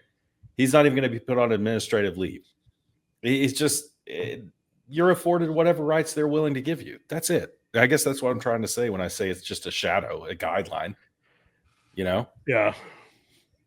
You know how, you leave your phone on too long, or you leave your computer on too long, and it's on and it's just killing, and you're working, and after a while it starts getting slow, and you're like, man, this application is taking longer to open and stuff like that. And then, your IT guy's like, dude, just do a hard reboot. Like, turn it off, turn it back on. Like, that's what you got to do. Hey, man, every once in a while, you got to do a hard reboot, to reset everything. Yeah, man. And it's one of those things, again. I respect law enforcement. They have a tough job, but there's a lot of cops out there who, and there's a lot of law enforcement out there who will violate your rights in a heartbeat, and they won't care a second about it. They won't lose a second of sleep over it. And, to Roger's point, yeah, dude, if I'm 20 miles, what if I was coming from a different direction? What if I was coming, from the north? Let's say, whatever direction I'm coming from the north. Why do I have to stop? Doesn't matter. So let me ask you this, along those same lines, what about checkpoints in general? Like, you got DUI checkpoints and stuff like that. Should they be allowed to stop you at a DUI checkpoint without probable cause? No, they should not be allowed to stop you, period, without probable cause. Anywhere. DUI checkpoint, right? Vehicle safety checkpoint, vehicle inspections, checkpoint, nothing. It's like, it's like state troopers pulling over, semis periodically. Well, it's this is a check, stopping you to check to make sure your weight is, compliant. You're like, what? Was I swerving? Was I speeding? No. I'm just stopping you to check and, see how much your vehicle weighs. Make sure it was, it's within tolerance of, DOT standards. Like, really? Like, they shouldn't. Hey, man, I just went to a weigh station, 100 miles back. Right. And they're like, well, I don't care. Like, no, checkpoint should. I think checkpoints are absolutely a violation of your Fourth Amendment. 100%. Now, the case was United States versus Martinez Ferreche, and it's actually with the Border Patrol. The court ruled 7-2 that the internal checkpoints were not a violation of the Fourth Amendment, which actually goes against what their ruling is. Because hang on, it says not a violation of the Fourth Amendment. It means you didn't violate my rights, right? My rights remain intact. The court went on to say that it would be impractical for the officers to seek warrants for every vehicle searched, and that to do so would eliminate any deterrent towards smuggling and illegal immigration. The court felt that any intrusion to motorists was a minimal one, and that the government and public interest outweighed the constitutional rights of the individual. Well, wait a minute, you just ruled that you didn't violate any of my Fourth Amendment right. It sounds to me like actually you did, and you're saying, well, it's okay because it was minimal. I would love to see that go back. I would love to see that get brought back up, in front of the Supreme Court. Hey, man, remember what Albert Camus said? The good of the people is always the alibi of tyrants. You said it right, Camus. I did. Did I say it wrong before? I said it wrong. Yes. Yeah. Okay. Yeah. You said it right this time. Good job. Thanks. Hey, man. Old dog, new tricks, and all that.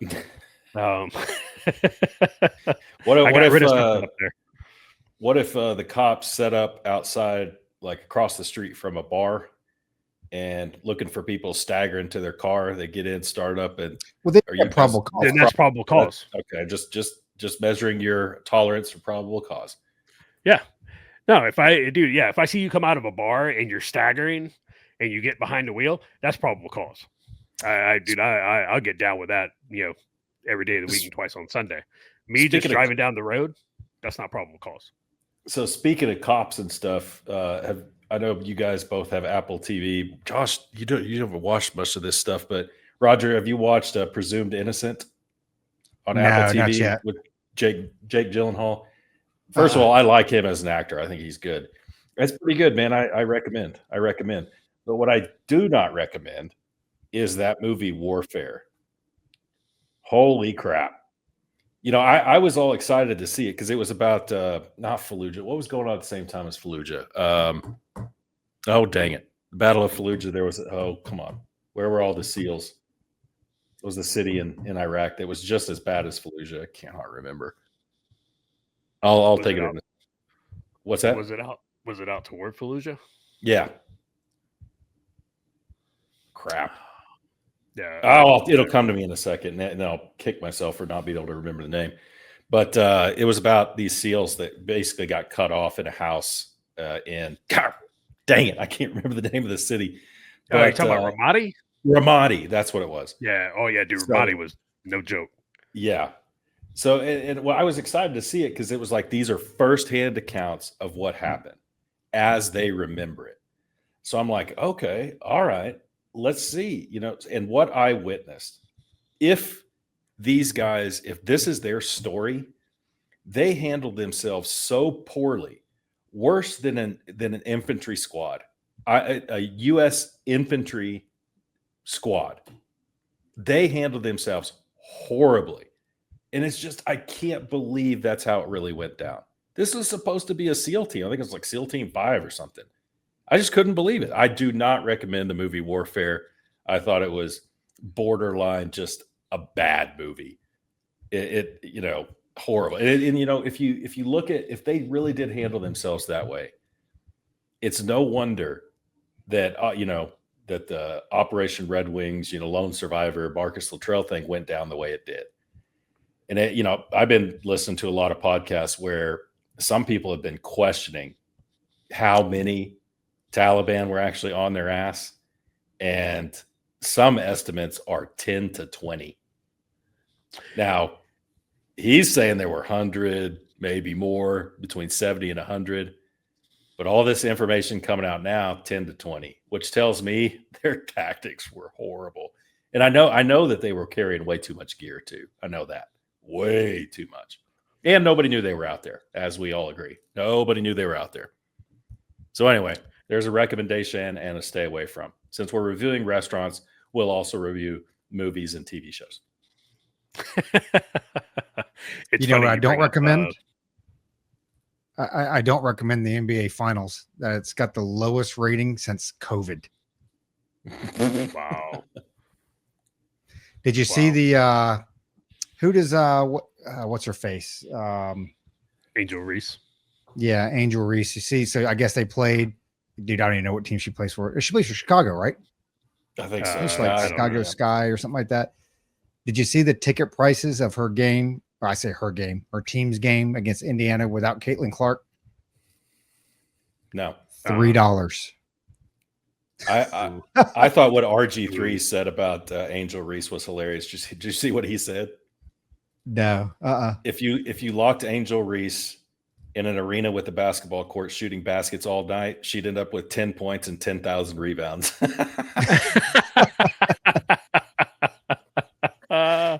And you also saw that Simone Biles backed off of Riley Gaines, right? They were in a Twitter beef. I saw that, and it's so dumb. At the end of the day, on that beef too. Oh yeah. At the end of the day, it's really simple. Biological males don't belong in biological female sports. It is that simple. And Simone Biles had to get up there with her little midget behind, who quit on her team in the middle of the Olympics and, start running their mouth, and all Riley Gaines is saying, it's like, hey, boys shouldn't compete against girls. Like, it's that simple. You know what, though? She'd have had a different story if they'd let some tranny into the Olympics and beat her and she got a silver medal or whatever. She'd be singing a different tune. Ever, man. She can F off for real. It's just the simplest thing in the world. It's just a chromosome check. That's all it is. That's all it is. Yeah. If you remember the Olympic boxer who people were like, that's a dude. Like, that's a dude. And they were like, no, it's not. It's not a dude. And, again, it was, you're a bigot, you're this, that. Well, it came out, but yeah, it's actually a dude. It's actually a biological male. It was like, of course, like, hey. You could tell by his nutsack. They said, well, so one of the excuses after that came out that he actually has XY. They said, well, yeah, but he has a micro penis. And I'm like, well, then the three of us can compete if that's the case. Right? Yeah. If that's all it takes. With us. Below X amount of inches, yeah, you're a trainer. You can compete in either or. You're fine. Yeah. So, hey, man, and I'm about to go out and set some records. Of all people also who actually did compete against men, she wasn't that good, but Danica Patrick, who raced in NASCAR and finished, in the top 20 kind of consistently, she's even against it. She's like, no. In physical sports, no, you can't. No. Now, let me ask you though. But so, Josh, you watch a lot more race car than probably myself or Luke. Is there a difference in race car? I mean, does it matter? Yes. And I'm asking seriously, like, I don't know. I would say absolutely yes, because Josh backed me up on this. I mean, a lot of these guys, it's one of the reasons Kyle, he's retired. I can't remember Kyle's last name. No. Kyle, he raced for Toyota. He's 19, number 19 car. Either way, he worked out a lot, and he attributed his success to having that upper body strength and hip strength, thigh strength, because that car you got to have a lot of power. If you look at Danica Patrick too, she was a stout young lady. Like, she was built upper body. So Josh, am I good on that, or you disagree? No, I don't disagree. I think when it comes to the hip flexors and hip strength and stuff like that, then there are some biological markers there that women actually are a little better than men in that, just because of the childbearing thing. But yeah, I think from the physical standpoint, when it comes to let's pick NASCAR, because I don't think there's any female Formula One drivers. And so, good point. Yeah, NASCAR, it's not just the, being able to steer the car and everything like that. It's the endurance, right? And when you take a look at the physical toll that it takes on you for being in that car for hours and hours, right? And, temperatures in that car are exceeding 100 degrees. The endurance it takes to, maintain that upper body strength and maintain, all that. So there is a female IndyCar driver. Luke, fact check me on that. I didn't know that there was one. Okay, Catherine. But I don't watch. But not Formula One. Not Formula One. Oh, okay. So that's not Formula One. Okay. Right. Formula One. There's been 5 women who are racing Formula One World Championship Grand Prix. They list them. The last one was 1976. Okay. And one of you guys, look up Danica Patrick's racing record. She wasn't that great, honestly. No. Let's just face it, right? She didn't set any records or anything like that when she was in NASCAR, other than scratching the rims on her tires on the curb. She wrecked a lot. Best finish was 5th. Wins top 10 polls 71. Or one, I can't read that, but yeah, 116 races. The best she finished was 5th. Yeah. Now, dude, I don't know that I would finish 5th, in a NASCAR race. I would probably crash out, the first or second lap, or I'd probably just wreck during qualifying, and that would be that. But it's in the day, man. Men don't belong in women. Women don't belong in men's sports, and men don't belong in women's sports. It's just really simple, and they could fix all of this. They could fix all of this training league. If they would just make a training league. Yeah. Hey, guess what? All of the mentally disabled people, you compete here, right? Not the Special Olympics. But yeah, dude, you go compete against each other. That's easy. It is that easy to fix. But again, they just won't do it, and I don't understand how that doesn't violate Title IX. Like, I don't understand that. I simply don't. It's interesting. She actually did win an IndyCar race. Yeah, Andretti Green. Yeah, so she did win one of those. She never won a NASCAR. Never won a NASCAR. She won and the Indy Japan 300, and I guess she led the Indianapolis 500, marking the first time a woman led laps in that race. So, for breaking the gender barrier for a woman, and according to what you guys said, I have no reason to doubt it, but it'd be like a woman in the NBA actually, leading the league in scoring a year or something like that, or a game or whatever. I mean, you just break a lot of barriers. Could you imagine? If they want to, use that? Could you imagine LeBron James? And I'll use LeBron. I hate LeBron, on the court and off the court. Could you imagine LeBron James in the WNBA? How many points would LeBron James score a game in the WNBA? Over 100 every game. Like, oh yeah, and then turn around, you're like, there's a difference. It just is like, you notice though, how there's no female NFL players. Females don't want to go play in the NFL, right? There's none of that. And it's like, there's a reason for that, because they know. It's like, no, man, that dude's 6'4", 270 pounds, and runs a 4.240. I do think we're coming out of the wilderness with this trans stuff. I really do too. Well, I do too, and I think I think the election kind of showed that. By and large, people were like, I'm not on board with this. It's just I really hope it sticks though, and we continue to come all the way out. Yeah, here's the thing. I agree with a lot of what some of the voices are saying. I think that I can't remember who's Barstool's Dave Portnoy. He's one of the voices that says, and Ben Shapiro, they're like, this is not going to end until women stop competing. This is a woman problem at this point. Don't even compete. Yeah. If they're, I don't care what race it is. I don't care if it's at state, nationals, whatever. If every single girl, female, says, no, I'm just not competing, it'll stop. It'll stop in a real hurry. 100%. So it's kind of on them, man. It's kind of on them. Yeah. No, I 100% agree. And, I said this a while back. I was like, I'll still, talk about it when I'm asked about it, or, something else will say this is not right. But as far as like, getting fired up about it, hey, it's not my problem to solve. Like you said, it's women's problem to solve.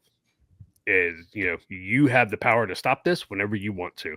If you don't want to, then hey, man, that's fine. We can just continue to prove to you that men are better than women, even at being women. So. I kid. We're gonna get canceled or something. Now, you guys ever see that? I think it's college, man, where they had that one chick that was punting, I think she was punting. Yeah. And like, and she punted it like 15 yards. Yeah. And they were like, yeah, guess what? She's not doing anymore. She's not punting anymore. And you know what? Hey, man, I'm a fan. Like, if there's a chick that can get out there and kick 50-yard field goals, put her on an NFL team. Like, I have no issues with that, but they just can't do it. And like you said, it doesn't go the other way around, right? It doesn't go the other way around because there is a difference. And that's why you see all the dudes, mediocre dudes at best going into girls sports, and not only do I not want penises in women's, restrooms, but like with some of these at the high school level, like you're impacting people's lives, right? Because a lot of these athletes go on and they're competing for scholarships and this and that. And at the end of the day, man, people aren't going in and reading results. I mean, they're just like, hey, man, you won or you didn't win. And if there's not a scout there, they're like, oh, well, you came in second. So, I mean, you're potentially impacting lives. And I think Greg Gutfeld said it, very well. He was like, well, they're saying it's only 1% of athletes or whatever it is. But then especially when you look at track and field, Well, yeah, it might be 1% of athletes, but most of them compete in 6, 7, 8, 9 different events. Yeah. Right. So it's actually exponential from the amount of transgender athletes that are competing, where, even if it's 4 or 5 events, that's still a lot more than, well, it's just one. Yeah. You know what I blame? I blame taking the rope out of gym class and not bullying, 0 tolerance bullying. That's where it starts. Because these are mediocre men. These are mediocre men who, couldn't win, couldn't compete against other men. And instead of being bullied and getting better, right, and bettering themselves to, try and win, they just decided, well, I can just go over here and, beat the girls. It's mediocre men. And they should be bullied. They should be bullied relentlessly. I don't understand, though, why don't more women stand up for this, Luke, or against it? Like, I mean, that's how you solve it, right? I mean, we've seen entire teams like, hey, we're not competing. Like, I don't understand how this isn't a 95-5 issue. I mean, you look at where it's happening, right? You look at where it's happening. Oh, this one happened in Oregon, or this one happened in Maine. I think this stuff never happens in Texas. It does. It probably does. Somebody will fact check me. But it's like here where I'm living, it would not happen. They would walk off. The coaches would not let them compete. They wouldn't, for the most part. So I think it's regional. I think that's part of it. But and plus nobody wants to offend anyone. What just kills me is when they show the videos of the guy, the male in the 100-yard dash just beating all the females by 10 yards or more. Yeah. People in the stands are cheering. And it's like, okay, well, you're the problem. You are the problem. You know, it's speaking of mediocre men. Roger, what do you think about Aaron Rodgers going to the Steelers for a year? Love it. Love it. I love it. I think my family's not with me on this, but the way I look at Pittsburgh is they're at the cusp of a rebuilding year, right? Where it's like, hey, they have a good receiving core. Their defense was top notch. We had some problems with the OC, and I think a big problem with the OC was also the talent that we had quarterback, because you'd probably have to go back to maybe 3 years before Ben Roethlisberger's retirement to say, hey, that's when we had a lot of talent at that position. And I think you look at Aaron Rodgers, he's the most talented quarterback we've had since then. I think he's got one good year left in him.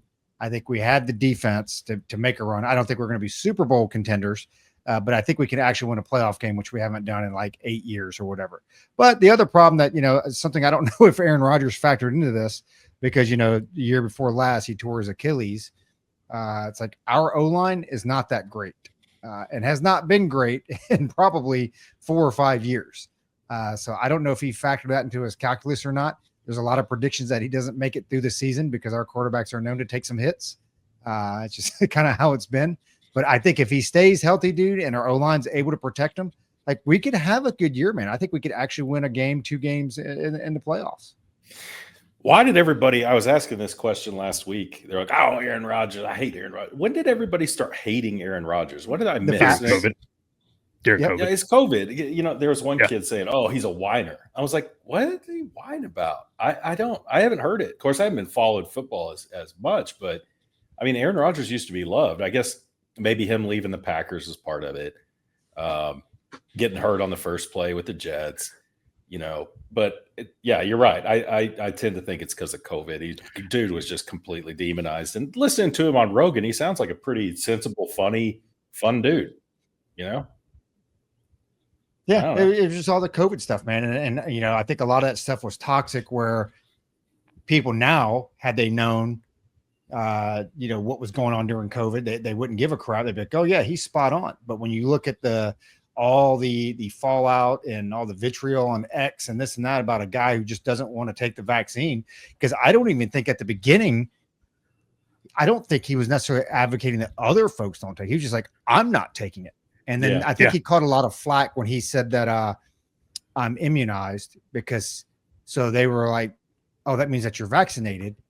And no, he was talking about self-immunized because he had COVID. And then again, man, people just lost their minds. It's just like, oh, you're not immunized. No, I actually had COVID. I am immunized. But you know what? I mean, again, you look at the comparisons made right now to the LA riots. They're like, yeah, Gavin, you sent, law enforcement officers out to arrest a dude by himself in a kayak in the Bay during COVID. But, hey, man, these are mostly peaceful riots. So shouldn't surprise anybody. What are you going to do? It's COVID. We were right about everything almost. Heck yeah, man. And you know what? It's all right because nobody's going to be held, accountable for it. I think, what did Cash say? They found Fauci's secret phone or secret phone or whatever in the heck it was. I found a phone. Whatever. It ain't going to matter, because nobody's going to be indicted. I want to see indictments. I want to see subpoenas and indictments. Until then, I don't want to hear another word out of you. I don't want to see a single social media post out of you. All I want to see indictments and subpoenas. That's what I want to see. Part of the problem with indictments and subpoenas, which what he says is statute of limitations. Like that bird's already flown to coop with Hunter Biden.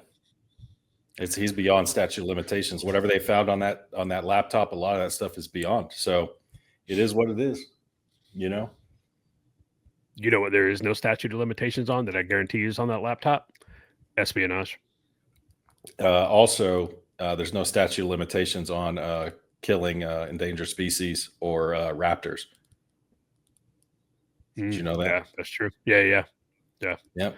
Doesn't matter if you did it when you were 10 years old. Yep. You're going to jail. There's always a crime you can find. Always a crime you can find. Show me the man, I'll show you the crime. Show you the crime. That's right. Well, I guess, are you going to close us out, Roger? Nah, I think you are. Okay. Well, thanks for listening, folks. We've been on the road quite a bit, and we'll try as hard as we can to get these pumped out and keep going. But it is what it is. It is what it is. Such a liar.